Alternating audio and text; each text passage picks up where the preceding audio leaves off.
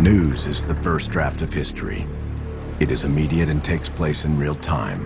Legends take longer to develop and are sometimes based on myth. This Fox News series looks at the truth behind the legend.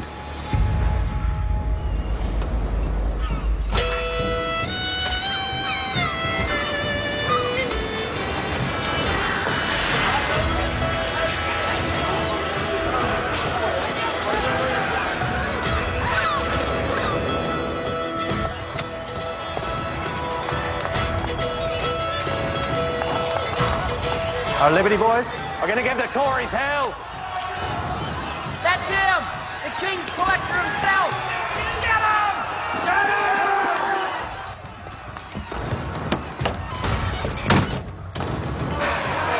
No regard for the rule of the crown and the protection it affords them.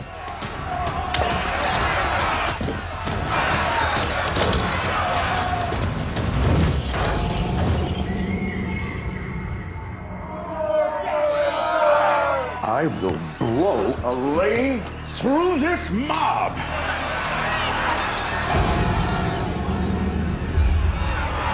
If you continue to interfere in the king's business, I will be forced to defend his interests. Just a warning shot across the bow.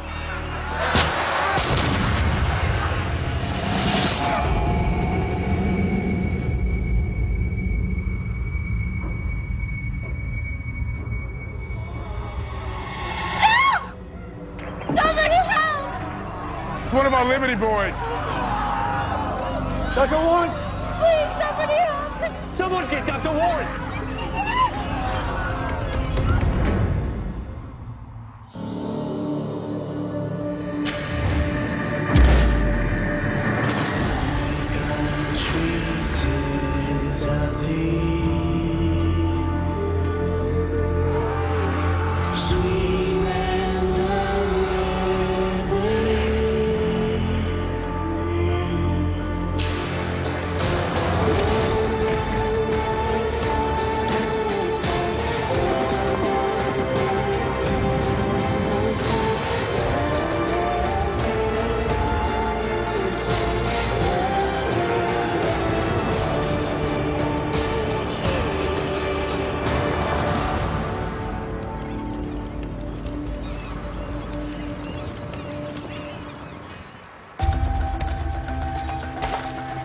Pushed to their limits by an oppressive empire, a determined group of rebels unites under the cause of liberty. Their quest for freedom will unify a people, ignite a revolution, and forge a new system of government.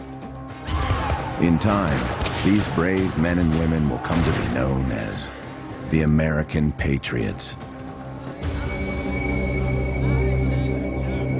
The seminal figure in the struggle is Samuel Adams, an influential colonist who defies a king, organizes a resistance, and in the end, attains the title of a nation's founding father. But behind every title stands a man, and behind every legend lies the truth. The popular image of Samuel Adams is of a beer-swilling rabble-rouser, but that legend doesn't give him the credit he deserves.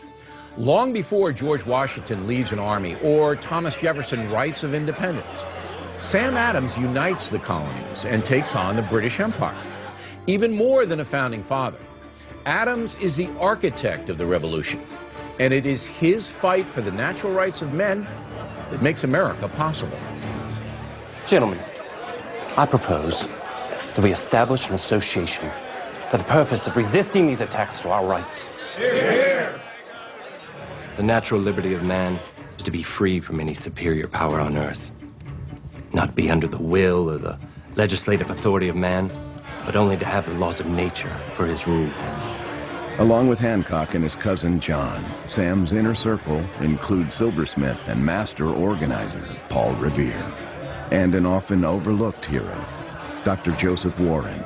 And defending those same rights as British citizens against the tyranny of the crown. By force, if necessary. By force? Is there some patriot army that you're keeping from us, Dr. Warren? Outside in the streets, the city celebrates Guy Fawkes Day.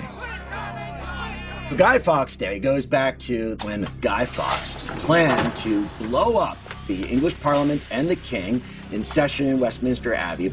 The plot was foiled, and every year on the anniversary, it would be a grand celebration in the streets. In Boston, Guy Fawkes Day becomes more than a party.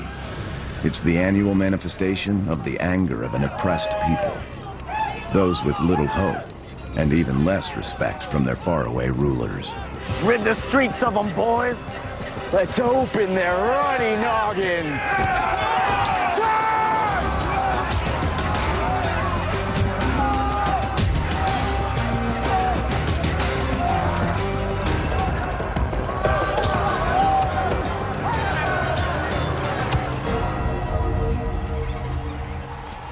But before their anger boils over into revolution, it begins as a daily struggle in all 13 colonies under British rule.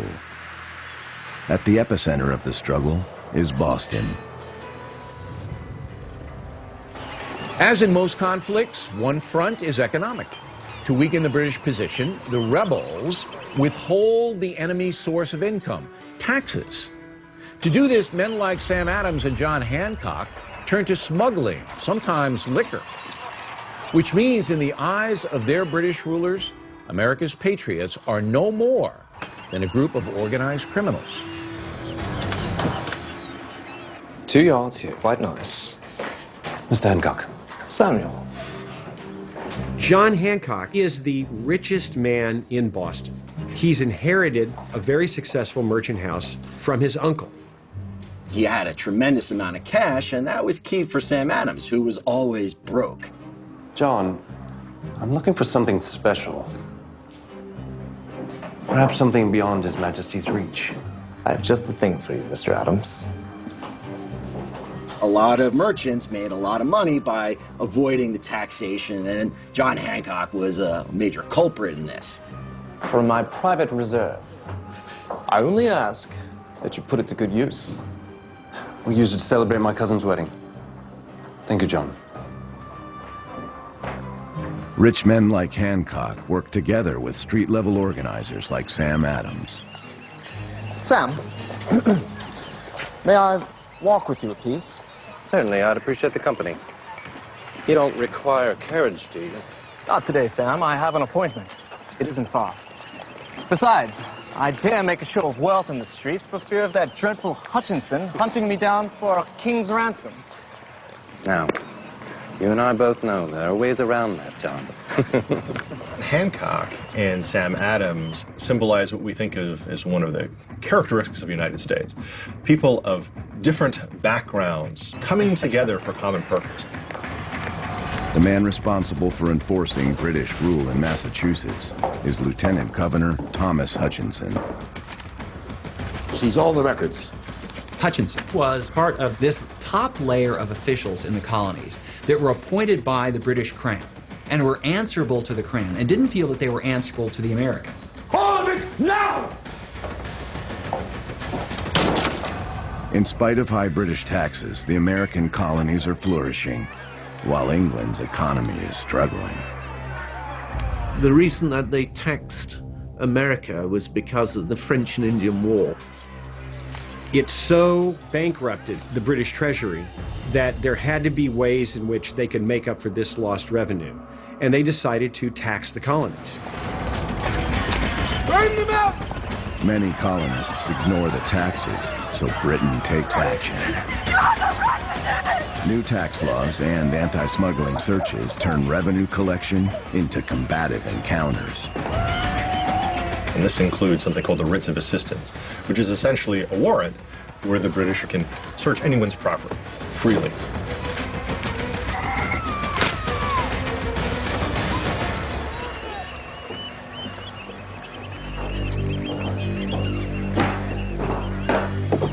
Lieutenant Governor, what brings you down from Fleet Street? Mr. Hutchinson, this is against the law. The law, sir, has changed. Stay out of my way, Adams. Along with harsh laws allowing search and seizure, England retaliates with the Stamp Act, a broad tax targeting every American colonist. The Stamp Act required that all official correspondence, from newspapers to documentation, even playing cards, had to be produced on paper that bore an official stamp, purchased from a customs agent. Even though it isn't described as a tax, is of course a tax. And this leads to opposition. I now pronounce you man and wife. You may kiss the bride.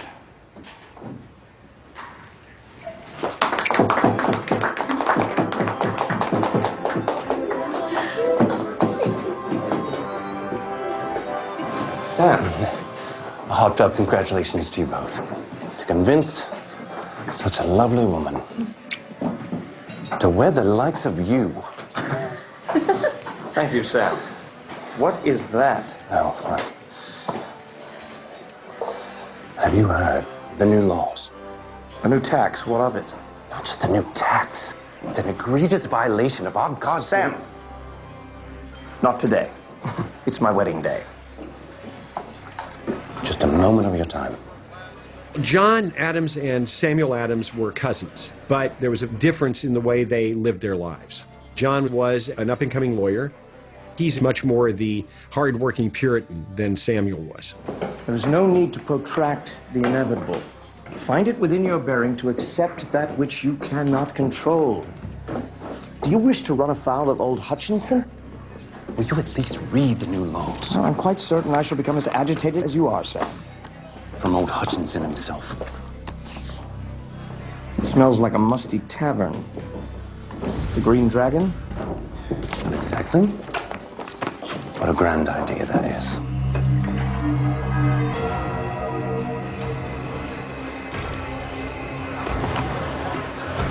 When most people think of the Founding Fathers, they envision wig-wearing politicians debating on the floor of some legislative body. But the first American patriots did their organizing in a bar, a tavern in Boston called the Green Dragon. It is here that their fight begins, not yet for independence, but for equal treatment as the British citizens they believe they are.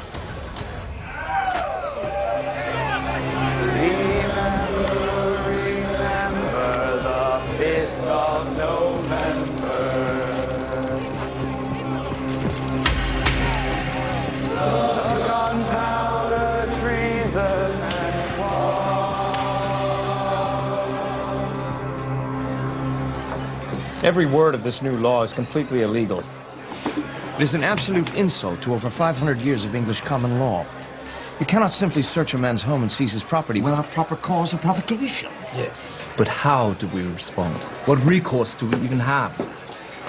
I propose that we establish an association for the purpose of resisting these attacks to our rights.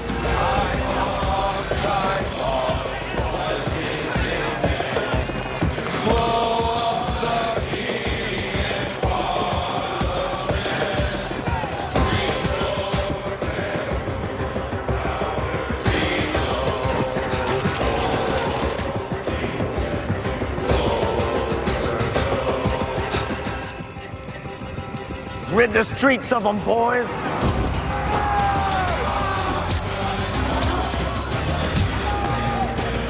The people of Boston do indeed have the strength they need to put up a resistance. And as the Sons of Liberty look to their future fight, they know they need a military force. It's no longer a question of if, but a question of when. I think you found your army, Mr. Hancock.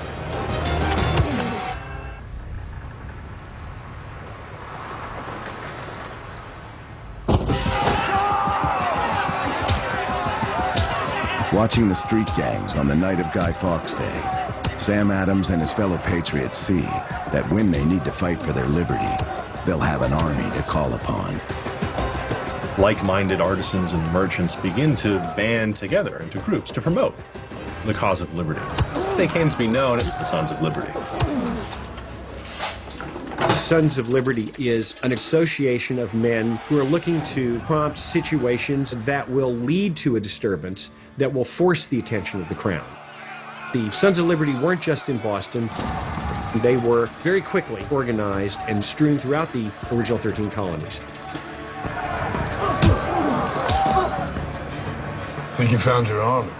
If Samuel Adams is the Sons of Liberty's general, Paul Revere is its colonel, a silversmith who works his way up from poverty to a leader of men. Legend relegates Revere as a mere lookout who shouts from atop a horse. But Paul Revere is both a salesman and a strategist, a multi-talented patriot who organizes tough men like Ebenezer McIntosh into a force for liberty. As tensions escalate in Boston, Paul Revere leads something of a guerrilla army, a band of rebels intent on threatening the king's tax collectors out of existence. Revere recognized that you need to involve everyone in this, and that includes people from the streets, tough guys, who wouldn't mind getting their hands dirty if it came to that. You'll hang for this! Perhaps. But you won't be around to see it. You gentlemen have a choice. Swear on the Holy Bible that you resign your positions as the King's customs agents, or you can stick your heads in yon nooses. I swear. And what's of you?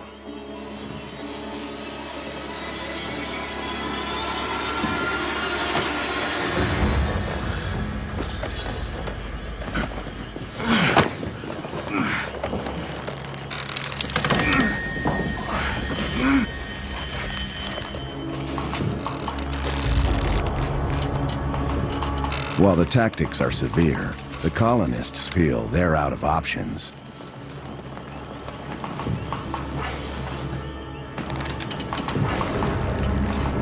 I swear!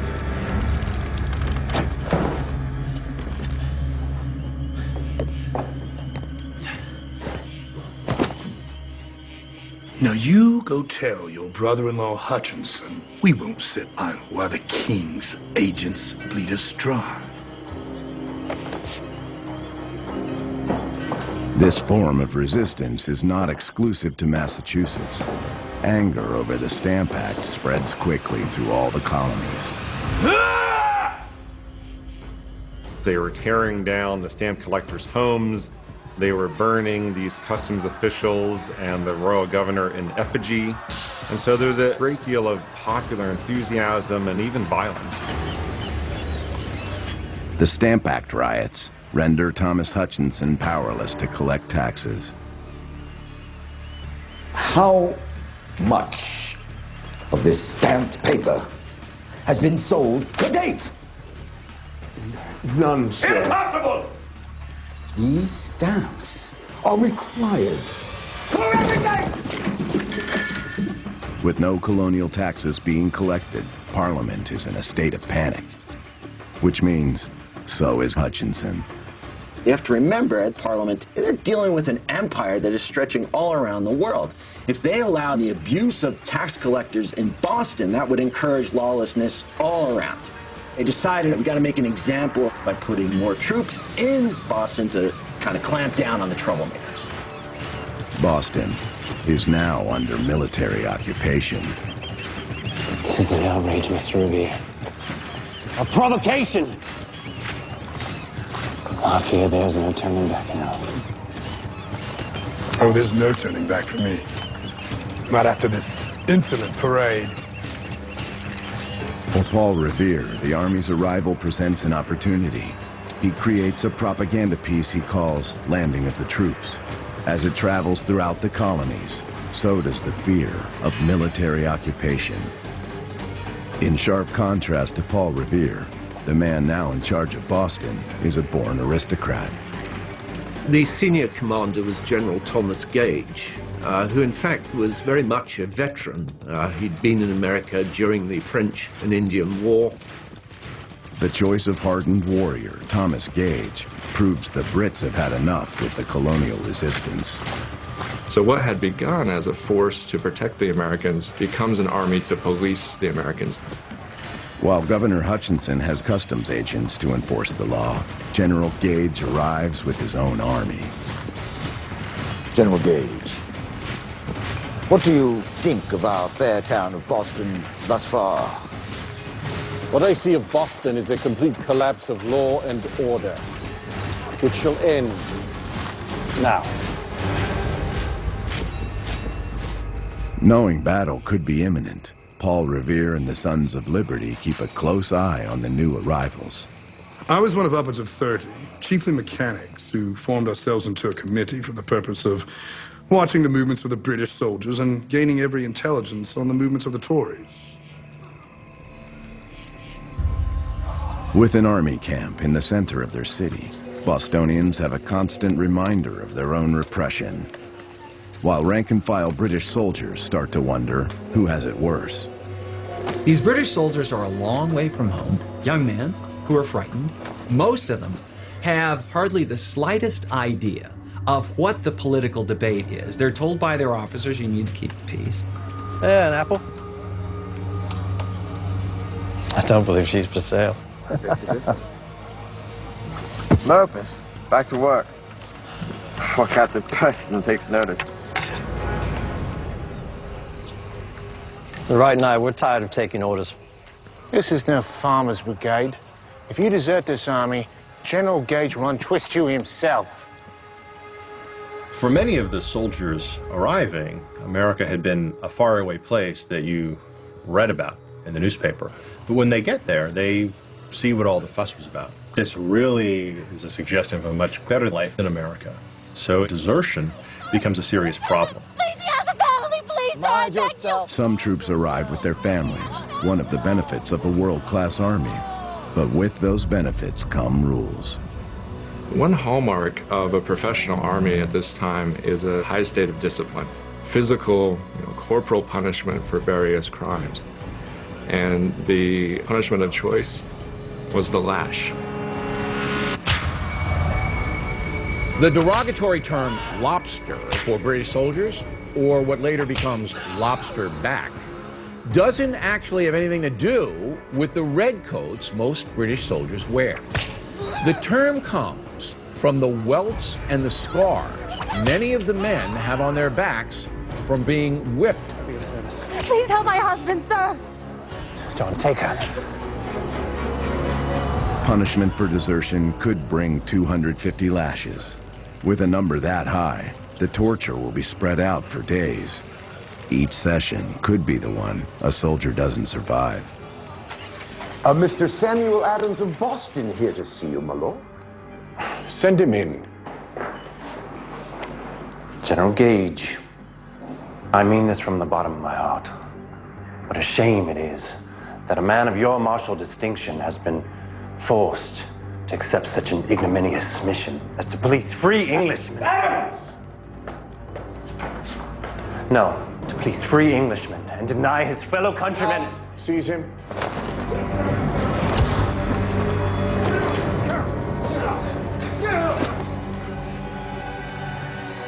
You may proceed, but mind you, Captain Preston here stands at the ready with his sword.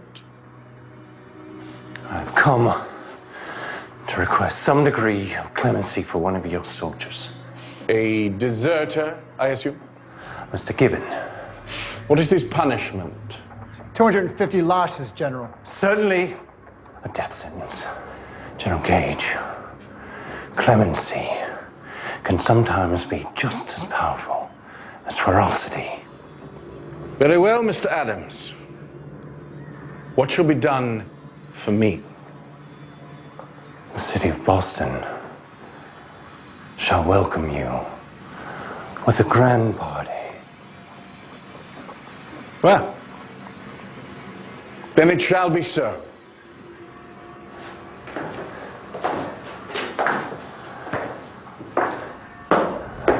Captain, let us be sure to make a memorable impression on the troops. and the town of Boston.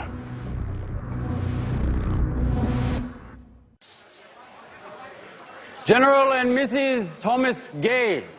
As the Sons of Liberty fight for the full rights of British citizens, Parliament pushes back. General Thomas Gage is Britain's enforcer in the Americas, but more than collecting taxes, he's there to send a message. Comply with the crown or suffer the consequences. Margaret, may I introduce Governor Hutchinson? Governor. Welcome. If you'll excuse me, my dear. Mrs. Gage. My name is Dr. Joseph Warren. You're enjoying Boston, I hope? It is a rather small town, is it not? Very much so. Joseph Warren is more than just Boston's most prominent physician. Secretly, he's also one of the highest-ranking members of the Sons of Liberty. Joseph Warren is interesting because he's responsible for setting up the spy network that would alert as to what the British troops were up to. History will later ask if Mrs. Gage, an American herself, is a spy for the rebel cause, sharing information with Dr. Warren. Boston has its attractions. I see that it does, Doctor.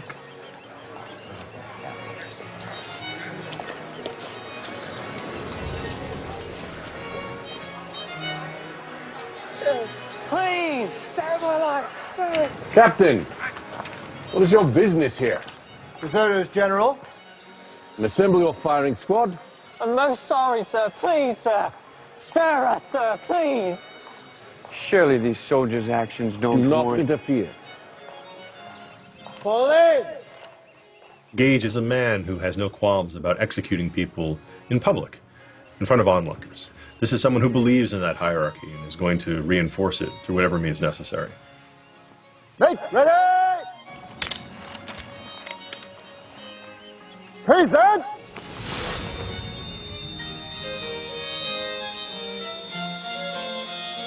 Fire!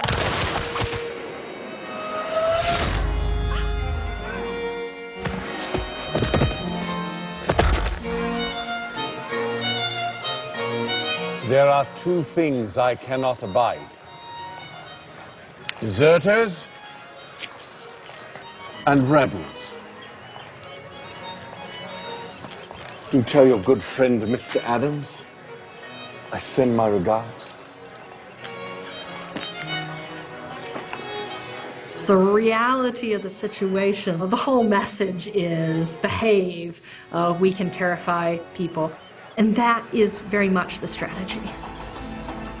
The fear put into the colonists soon becomes hate. Life under British rule is now a back-and-forth struggle, getting even with the other side whenever possible. One side of this vicious game, the 29th Regiment of Foot, whose soldiers terrorized the streets of Boston. The Redcoats, many of whom are just boys or unsupervised at night. There's also a kind of freedom that comes from having a certain degree of power or authority over others. This is a recipe for violence.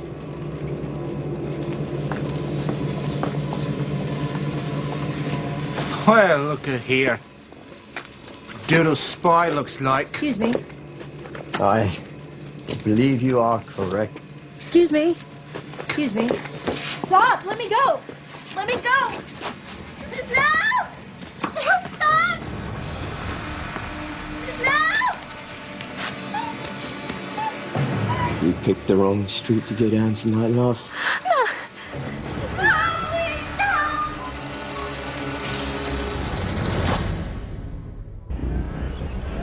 All right, come along, you men. Police! Living side by side, British soldiers and American colonists are engaged in a daily battle. Out of the way, you! The British are constantly worried about these radicals terrorizing them. The radicals, in turn, are angry about the British troops. So it's kind of this horrible mix where the anxieties on both sides are feeding the tension. Though the colonists struggle daily for their rights, the British continue to treat them like an inferior species, even forcing young men into military service. 2 more for His Majesty's Navy. What gives you the right? You would have this group of British thugs who would haunt the back alleys, the bars, and literally press men into service. That was happening with increasing frequency. Oi! So let me go! Oi! Christopher Sider is a young rebel in a group known as the Liberty Boys. Grab that little squid. The Liberty Boys were inconspicuous. Soldiers wouldn't pay as much attention to young boys, and this made them very valuable as spies.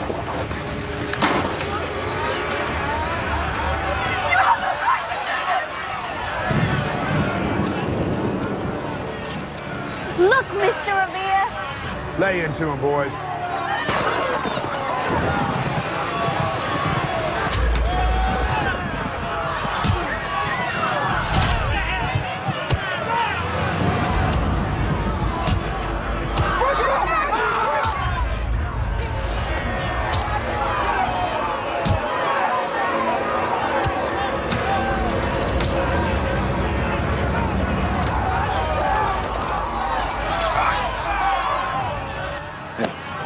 That'll heal up nicely, lad. I've a shot of rum for you, the Green Dragon. The press gangs lead to some of the first open battles between the British and the colonists. So Sam Adams has been, from the beginning, advocating decisive action. It seems like he's always proven right. So the question becomes, well, when is it time to take the kind of action that he's really calling for?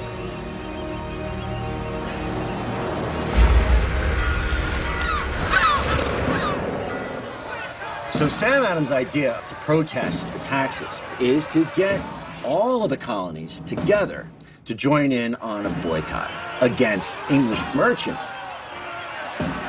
The artful and insidious cabinet of Britain have, in a lust for domination, adopted the absurd idea of subjugating America by throwing in upon us a flood of their manufacturers. The Sons of Liberty proclaims that no British goods will be sold. Not everybody adheres to that boycott. Samuel Adams and the Sons of Liberty are not above marking that place with manure on the door. They're not above breaking the windows of that place. Watching our fine young men in the battle, I see.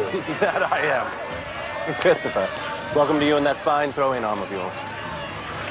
Our Liberty Boys are gonna give the Tories hell. Yeah! A reckoning well deserved.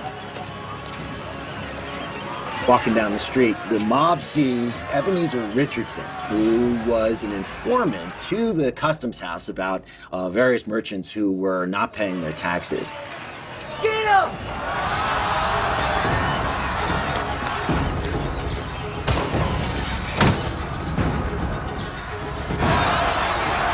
No regard for the rule of the crown and the protection it affords them.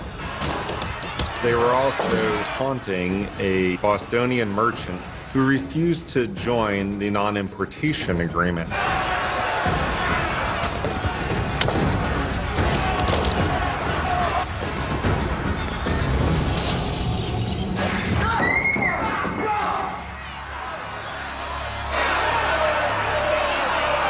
I will blow a lane through this mob.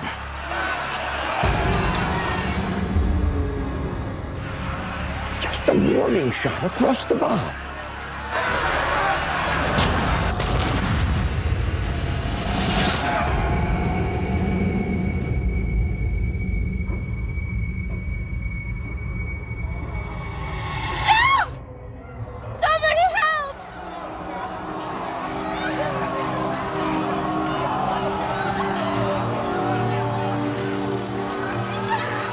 It's one of our Liberty Boys. Out of my way! Make way, people. God. Someone get Dr. Warren! Dear God, there's nothing I can do.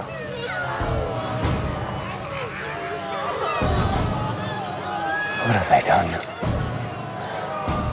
Most people think the Revolutionary War is triggered by a shot from a British soldier on Lexington Green. But the conflict is actually set into motion 5 years earlier.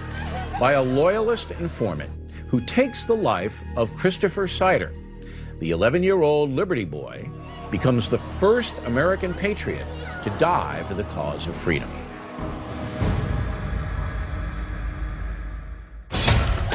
The only answer now is to declare our independence. America is at war, Dr. Franklin. Welcome home. For more revealing stories on these and other patriots featured in Legends and Lies, purchase the companion book, available at BillO'Reilly.com and bookstores nationwide. When a young patriot gives his life for the cause of liberty, nearly all of Boston is in mourning. The Granary Burying Ground will become the final resting place of many founding fathers. But before them comes 11-year-old Christopher Sider. Samuel Adams made this into a huge public spectacle, and there was a great deal of anger in Boston. They stage an incredibly elaborate funeral with a bedecked coffin that gains mourners as it passes through town. While heartbroken by the death of a young boy at the hands of a British loyalist, Sam Adams also sees an opportunity to harness the tragedy. He uses the funeral as a rallying cry, a plea for all Americans to fight for individual rights that we hold so dear today. I'd like to present Boston's most renowned poet, who is like our victim, but a child herself. Just 4 years older than Christopher Sider, Phyllis Wheatley is a young poet with a future, on her way to becoming the first published African American. She memorializes the moment, turning a victim into a patriot. In heaven's eternal court it was decreed, how the first martyr for the cause should bleed. To clear the country of the hated brood, he wrecked his courage for the common good. All are endangered to the shafts of death. The generous sires beheld the fatal blow, saw their young champion gasping on the ground. Mine eyes have never seen such a funeral. This shows that there are many more lives to be spent if wanted in service to their country. This shows, too, that the faction is not yet expiring, and that the ardor of the people is not to be quelled by the slaughter of one child. It's in full view, this outpouring of sentiment over the loss of one individual who symbolizes the promise of what many people think should be an independent nation. The liberties of our country and the freedoms of our civil constitution must be defended at all hazards. They have been purchased at the expense of our treasure and our blood. They will be an everlasting mark of infamy if ever we shall suffer them being wrested from us by violence without a struggle. This we are in most danger of presently. Therefore, we must be aware of it. The funeral now has Boston looking to the Sons of Liberty for revenge. This boy's death becomes propaganda for Samuel Adams and the Sons of Liberty. And this is like a match to light the fuse that will explode into the American Revolution.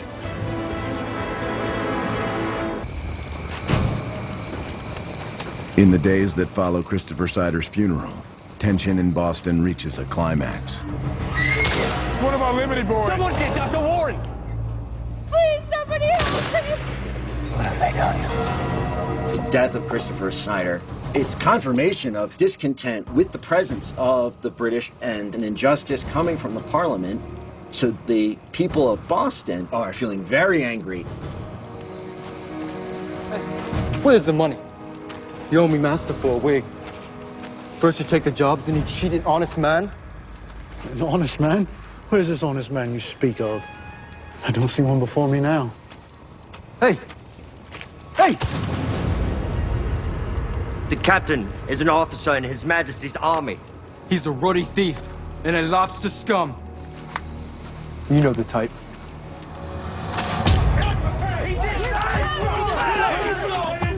The British want to demonstrate that we hold the power, and you guys better do what we tell you to do. With the town on edge, brigades of the British Army are never far away. Reinforcements arrive at a moment's notice. Captain Preston leads out the guard. They form around the front of the customs house. And at that point, the situation escalates and a mob starts to grow. The more force the British bring to bear, the more radical the situation gets.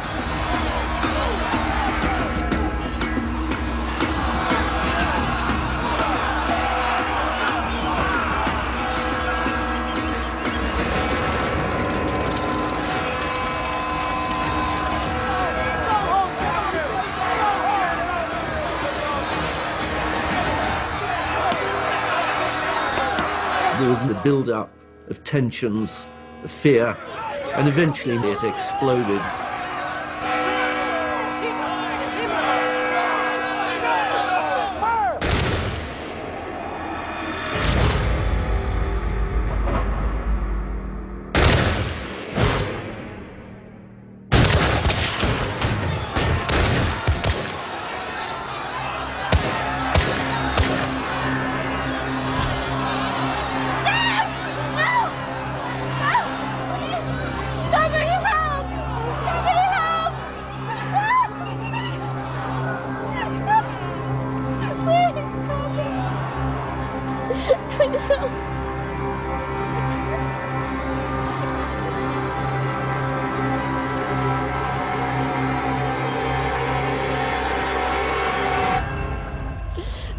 Remember, every detail of this, Mr. Revere. Every detail! We will all regret this day. Just days after Christopher Sider is buried, 5 more American colonists join him as martyrs in the struggle for freedom. What starts as a protest against military occupation escalates into a bloody reminder of the disregard the British have for American lives and American liberty. The Boston Massacre finds a lasting place in American history, not just as a horrible tragedy, but as a call for true patriots to stand up and fight for the unalienable rights we hold so dear today: life, liberty, and the pursuit of happiness. Next week on Legends and Lies. We're gonna turn Boston Harbor into a teapot! A good bleeding's the proper medicine to cure rebellion, my lord. Is this the work of your sons of liberty? Representing the king's men could put us all in grave danger. How do you think the rope will feel around your own neck? Our country is in danger.